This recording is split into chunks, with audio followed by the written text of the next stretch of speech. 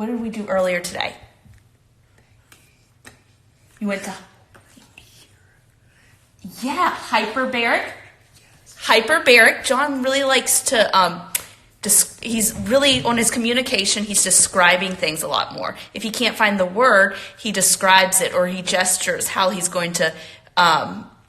what he's trying to say, which is really cool. And then what did you do after hyperbaric? You went and got what put all over you? Needles? He got acupuncture afterwards. And then between all that, we did all of our other neuro work. So I'm seeing some of your questions. Hi, guys. Love you, too.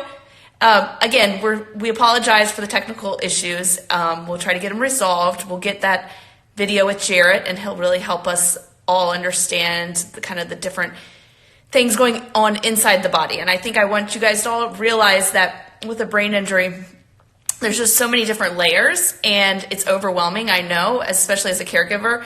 But remember that God is going to guide you, right? And that with the knowledge that you have right now and what you're doing right now is absolutely perfect.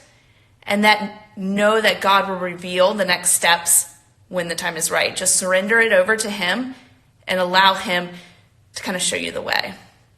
So I'm just reading some of your things. Let's see. Yes, stay strong, John. Say, stay strong. Yeah. So thank you all for tuning in. We'll do some more live chats if you want us to. I think I had a few people ask me tonight about John's left arm. His left arm has a lot to do with the injury. His whole brain was injured in the accident. But being who he was before the accident, driven Navy SEAL, kind of left side brain person, that kind of took over after the brain injury as well. So, we had a little bit of damage on the right side of the brain, which is affecting the left side of his body. Currently, what are you saying, John? What feels weird on your body? What feels weird? Your left side. And that's pretty cool. He just recently started telling us what was hurting. As we pulled him off the medications he was given in rehab, he's become more and more clear and also has been feeling his body more, especially gabapentin. I don't know if anyone's ever heard of that medicine that was used maybe again, everything is a process, but we were given that medication. Oh, he's tired. And as I have taken him off of that, he is now moving his left side on top of using all the neuro rehabilitation that we're doing. And it's pretty amazing because for 2 years he never used that left side. So we have a little bit of a frozen shoulder and a little bit of frozen elbow and kind of all those different things that we're working through. And like we were talking with Dr. Daigle earlier about, we don't want to overstimulate that arm because really where the damage is the connection to the brain. So it's not necessarily the arm itself that is hurt. It's more the connection and the what the brain's feeding to that arm. So we have to be careful not to overstimulate it because if I overstretch it, it's just going to tighten back up. So I have to be really careful about that and make sure to stimulate it in the right way at the right time. He'll actually show you. John, show him extending your left arm hand. Look at that. Isn't that amazing? About a month ago, he could only get to about here with his hand. Can you show him that again? Show him how you can do that. Yeah. Good. Now show him how you lift that arm up. Yeah, baby. That's a little bit of a stiff shoulder there. We're working through that. Every day is a new day. So anyways, stay tuned. God is working miracles through John. And God has a lot to share. And this journey is just, I feel like John and I are just here for God to work through us. And thank you all for just following along and being a part of this journey with us. Because with your support and your love, it keeps us going and it also gives us a purpose. And this boy right here, he's my hero and he's a warrior. And I love him with all my heart. Do you love me? How much? Yeah, I don't know. How much do you love me? A lot. Mm-hmm. All right, everyone. Thank you for tuning in. We'll do this again soon. Maybe over the holidays, we'll kind of do a few more live chats. If you like this, just let us know. But there's my cute guy. Oh, I want to show you guys really quick. I'm always doing, I think somebody asked me about the tongue stimulator. So let me get that. So we have a Facebook page, or not Facebook, sorry, a website we made that we've put all the tools on there that I'm using for John. And the tongue stimulator is on there. It looks like this, the mini stim. And so what I do is I turn it on, and I don't turn it up too high because again, it can be really strong, but we don't go too high. And then what we do is I take it, and there's a way, I would recommend talking to like a doctor or functional neurologist about before purchasing one of these, how to use it, because there is kind of some tricks, like the red goes one way, up and down, and if you're doing other parts of the body. But for the tongue, I just place it on his tongue, and it just kind of, I'm sorry, you can't really see. You can see it just kind of stimulates that tongue. And he actually really enjoys it. And I do it to myself sometimes too. And it's pretty cool. We also use this stimulator on his arm and his leg. Yeah. So those are 2 ways. Can I ask what you do for his shoulder? My husband... All right, I'll show you a few exercises we do. I'm sorry, you guys, I said I was going to go, but if you want to see more, that's what we're here for. Okay, so for John's shoulder, I'm sorry, I'm trying to sit it up. Okay, so for John's shoulder, John, will you sit back in your chair a little bit? Scoot it back. Good. For his shoulder, we do a lot of myofascial release work. So he's always rolling his neck, and that was something he did. I gotta be honest, he was never very flexible before. So that kind of is not working for us. But as far as his shoulder, we've really been working on stimulating the right side of the brain. And with the laser, I feel like that's really done a lot of magic with that. But also, one good thing, like Dr. Daigle was saying, is figure eights is one of the best things you can do for the arm. And it kind of looks like this. I'm holding his hand and kind of supporting his arm, and I just make figure eights. And it's amazing because I actually, taught gyrotonic, and gyrotonic's all about figure eights. And you think about the DNA in our body, it's figure eights. It's pretty cool. So you just kind of go back and forth making figure eights. That's very, very, very helpful.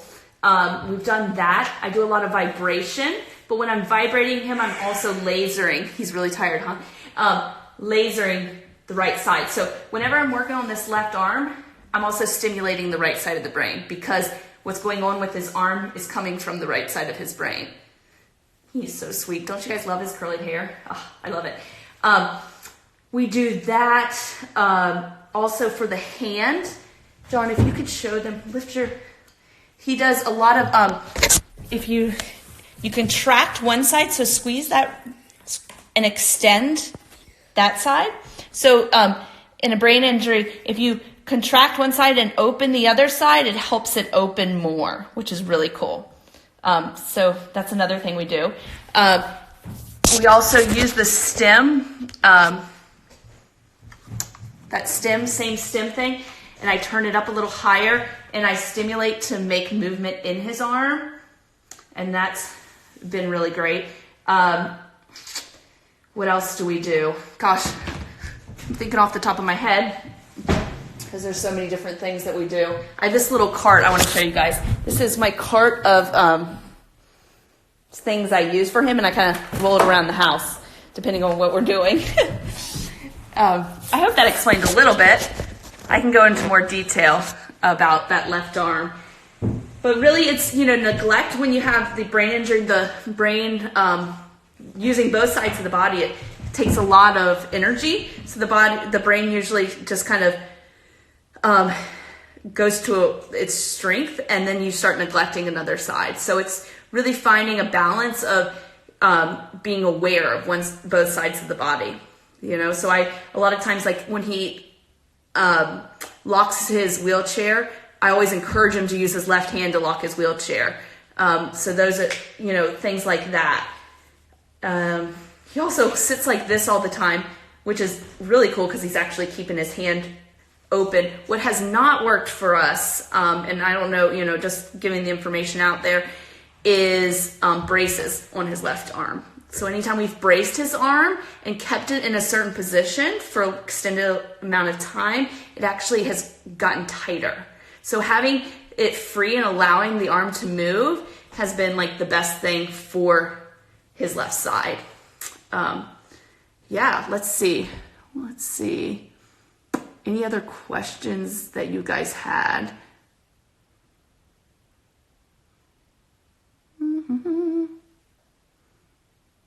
Yeah, braces has been worked for other people too. Yeah, it's kind of like a tricky thing. It's almost like, have I tried Botox? That is a great question. I have not used Botox on John. I have really been, how do I say it, very conservative of what I've allowed, like internally put into him, because I knew that how things affect the body. Botox, I actually knew a few different people that got Botox and their loved one actually started having seizures soon after. Not saying that it was the Botox, but the combination of the brain injury and being on other spasticity medicine and then taking Botox, it gave them seizures. But we have not used Botox because, again, it's coming from the brain injury that we don't want to turn off anything, just like with some of the medications that you get, like for spasticity. We don't want to turn off the brain. We want to keep the brain moving, for the neurons to connect. So the last thing we want to do is numb the body. Let's see.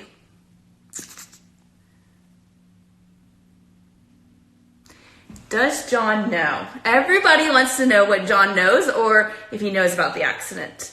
John does not remember the past 2 years, do you? No, he does not remember the past 2 years. I remind him and I tell him what's going on and every day. But what is the last year you remember? What's the last year? 2012 is what he recalls right now. And what happened in 2012? Yeah, we got married in 2012. How cool is that? But yeah, I love you. So that's what he can recall. He can't really tell me the memories of what he remembers in that time frame, but every day new memories are coming out. A lot of times with names and places he's been, deployments he's been on, teammates. Those are kind of just like coming out here and there. But I believe that the more and more we turn on his brain, the more those are going to come out. It's like the layers of the brain, right? And right now we need to make sure his foundation is strong before we keep going up and getting to those higher up things. But it's coming. Yeah. So, yeah. Oh, one other cool thing I've just started noticing is that he is recalling short-term memory now. He'll remember like people that have visited or, what we've done in the morning. So that's super, super cool and good news. Kaya, our dog, she is our sweetheart. We got her 9 years ago together, and she likes him better than me. No, I'm just kidding. But she listens to him more than she listens to me. But she's been amazing in the sense that she's just been resilient. Even when he was agitated, she was still by his side. It took her a little bit of time. She was a little afraid at first, but now she's like, as you've seen in some of the videos, she's all up on top of him and she follows him around everywhere she goes. I'll try to take her out for a run. Like say my mom comes over and I want to go outside for a run. She won't leave because she wants to stay with John. And I think he's getting tired. So I'm going to go now, you guys. Thank you for listening. We'll do it again soon. And thank you for all your prayers and all your support and love through this whole thing. It really means the world to us. And I hope we can continue to bring awareness and hope to other people, as that is our bigger purpose in life. And remember, love is always the answer. Don't live out of fear, live out of love. And when you do, then you just never know what will happen, right? Say bye. Say good